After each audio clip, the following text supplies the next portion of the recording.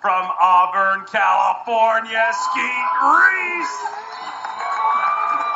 Skeet Reese, former Toyota Tundra Bassmaster Angler of the Year, former Classic champion, 11-11 yesterday. Today, 9 pounds even for 3 fish, and unfortunately, uncharacteristically going to fall outside of that 50 cut. But we're looking forward to Wisconsin in the final 3 events. Thanks. I'm just trying to go another place. You know what? This lake's got my number right now, and I'm getting a little frustrated. I had the opportunity to have a bigger bag again today, but I missed something here again, and I'm going to leave here scratching my head, wondering what I missed. It's full of big fish.